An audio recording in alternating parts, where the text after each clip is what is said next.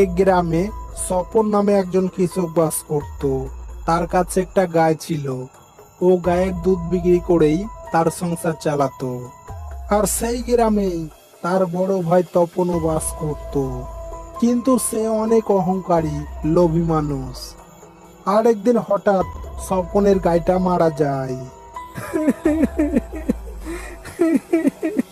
হায় হায়, এ কি হয়ে গেল আমাদের? শেষ পর্যন্ত গাইটাও আমাদের ছেড়ে চলে গেল। এখন কার ভরসাতে সংসার চলবে আমাদের? আমাদের তো পথে বসতে হবে এবার।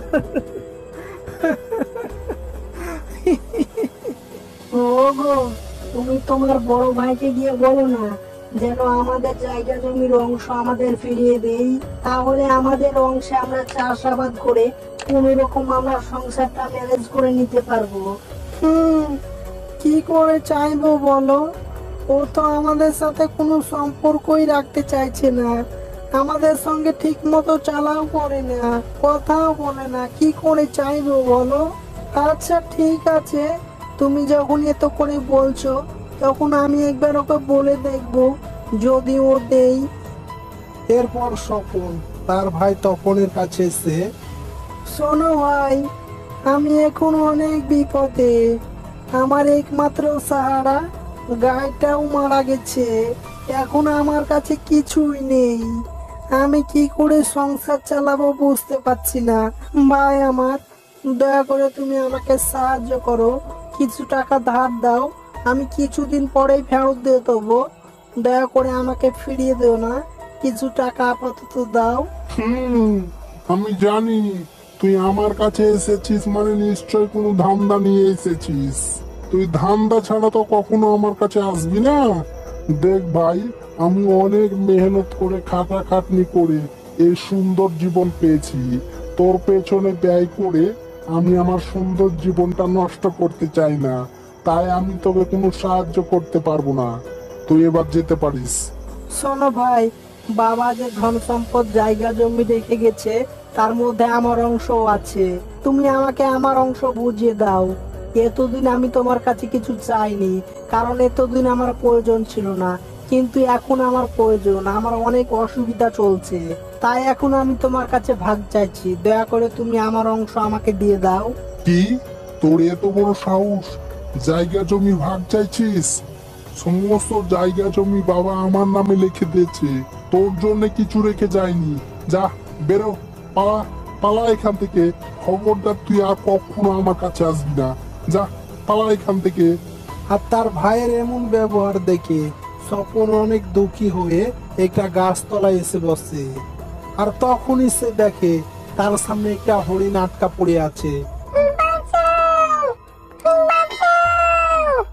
এরপর স্বপন হরিণটিকে বাঁচিয়ে দেয়।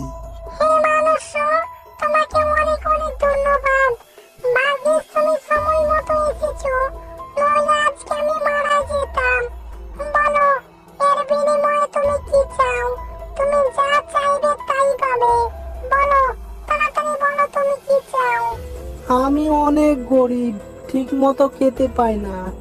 ব্যাস শুধুমাত্র দুবেলা দুমুঠো খেতে পেলেই হবে, আমার আর কিছু চাই না। আচ্ছা ঠিক আছে, তুমি কোনো চিন্তা করো না, তোমার এই সমস্যা সমাধান হয়ে যাবে। তুমি এক কাজ করো, তুমি আমার এই আমটা নিয়ে যাও। আম? এই একটা আম দিয়ে কি হবে? এই আম নিয়ে আমি কি করব? এতে তো আমার বাচ্চারই পেট ভরবে না। না না, তুমি ভুল করছো। এটা সাধারণ আম ভেবে তুমি ভুল করছো। এটা কোনো সাধারণ আম নয়, এটা একটা জাদুই আম। তুমি এই আমের সামনে এই আমকে যা বলবে, এই আম তাই করবে। আজ থেকে তোমার যখনই কিছু প্রয়োজন হবে, শুধু বলবে, হে জাদুই আম, আমার অমুক জিনিসটা প্রয়োজন। সঙ্গে সঙ্গে তুমি পেয়ে যাবে। আর যখন তোমার প্রয়োজন মিটে যাবে, তুমি বলবে, হে হরিণী আম, বন্ধ হয়ে যাও। আর সঙ্গে সঙ্গে বন্ধ হয়ে যাবে। কেমন?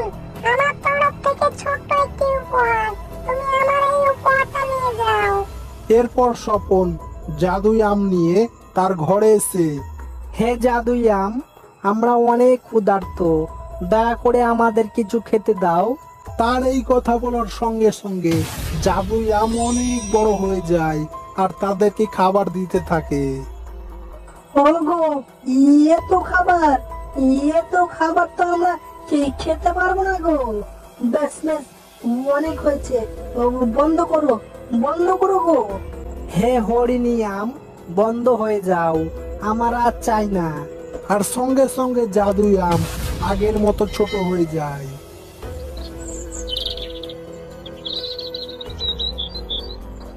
এরপর থেকেই তপন জাদুই আমের কাছে যাই চাইতো, জাদুই আমও তাই দিত। হে জাদুই আম, আমাদের অনেক টাকা পয়সা সোনা দানার প্রয়োজন, দাও আমাদের অনেক টাকা পয়সা, হিরে মতি আর সোনা দানা দাও।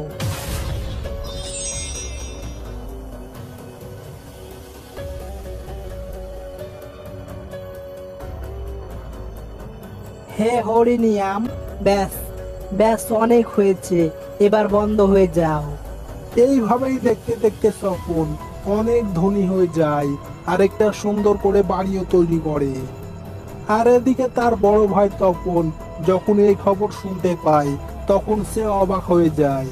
কি, কালকে তো তার কাছে খাবার মতো কিছু ছিল না, আর বলছো ও অনেক টাকার মালিক, ধনী হয়ে গেছে, একটা অনেক বড় সুন্দর বাড়িও তৈরি করেছে। এত টাকা সে কোথায় পেল? এটা কি করে হতে পারে? এর রহস্য আমাকে জানতেই হবে। গিয়ে দেখি, তার ঘরে গিয়ে দেখি আসলে ব্যাপারটা কি। এরপর তপন চুপি চুপি স্বপনের ঘরে এসে দেখে একটা অনেক বড় আমের মধ্য থেকে সোনা বের হচ্ছে। এই দেখে সে অনেক অবাক হয়ে যায়। আরে, ইয়ে কি দেখছি আমি, ইয়ে কি দেখছি, আমি তো নিজেকে বিশ্বাস করতে পারছি না। এ তো বড় আম, আর আমের মধ্য থেকে এতগুলো সোনা বের হচ্ছে। নিশ্চয় এটা কোনো জাদুই আম, তাই তো সোনা বের হচ্ছে। হুম, যেই করে হোক এই আমটা আমার চাই চাই। এই আম আমার কাছে থাকলে আমি দুদিনেই মালামাল হয়ে যাব। এই বলে তপন পরের দিন রাতে এসে জাদুই আমকে চুরি করে নিয়ে যায়। কই গো, চলো তাড়াতাড়ি চলো, সকাল হওয়ার পূর্বেই আমরা এই গ্রাম ছেড়ে চলে যাব। তাড়াতাড়ি কাপড় চোপড় গুছিয়ে নাও। কি কি বলছো? পাগল টাগল হয়ে গেলে নাকি? গ্রাম ছেড়ে চলে যাব মানে? আহা, বেশি কথা বলছো। তোমার এই প্রশ্নের উত্তর এখন দেওয়ার সময় নেই, তাড়াতাড়ি করো, রাস্তাতে তোমার উত্তর তুমি পেয়ে যাবে। তপন তার পরিবার নিয়ে বেরিয়ে পড়ে আর একটা নৌকায় চেপে ওপারে পালাতে থাকে। মামা, আমার অনেক খিদে পেয়েছে, আমায় কিছু দাও না, আমি কিছু খাবো। আচ্ছা ঠিক আছে বাবা, এক্ষুনি দিচ্ছি। ওগো, ইয়ে কি, আমি তো কোনো খাবার পাচ্ছি না, মনে হয় তাড়াহুড়োর কারণে কোনো খাবার নিয়ে আসতে ভুলে গেছি গো। এবার কি হবে? বাচ্চাটা কি খাবে? ও, তাহলে এই ব্যাপার। আচ্ছা ঠিক আছে, তুমি কোনো চিন্তা করো না, আমার কাছে তো এখন জাদুই আম আছে। জাদুই আম থাকতে আবার আমাদের চিন্তা কিসের? হে জাদুই আম, আমার বাচ্চার অনেক খিদে পেয়েছে, তাকে তুমি জুস দাও। আর সঙ্গে সঙ্গে জাদুই আম অনেক বড় হয়ে যায় আর তার মধ্য থেকে জুস বের হতে থাকে। ব্যাস ব্যাস ব্যাস, অনেক হয়েছে গো, এবার বন্ধ করো, নৌকা ডোবাবে নাকি? হে জাদুই আম, আমার আর জুস চাই না, অনেক হয়েছে, আর জুস দিও না, এবার বন্ধ করো। হে জাদুই আম, এবার জুস বন্ধ করো, আর জুস আমাদের চাই না, জুসের আর কোনো প্রয়োজন নেই, বন্ধ করো এবার, অনেক হয়েছে, অনেক হয়েছে। তার এত চেষ্টা করার পরেও কিছুতে জুস বের হওয়া বন্ধ হলো না। কারণ কি বললে বন্ধ হবে তা কিন্তু তখন জানতো না। হে জাদুই আম, দয়া করে তুমি বন্ধ করো, আর দিও না, জুস আর দিও না, নইলে আমরা ডুবে মারা যাব তো, দয়া করে বন্ধ করো।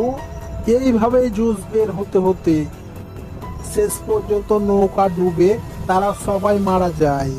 তপনের অতি লোভের কারণে শেষ পর্যন্ত পুরো পরিবারটাই ধ্বংস হয়ে গেল। তাহলে এই গল্প থেকে আমরা এই শিক্ষা পাই যে অতি লোভ কখনোই উচিত না, কারণ লোভে পাপ, পাপে মৃত্যু।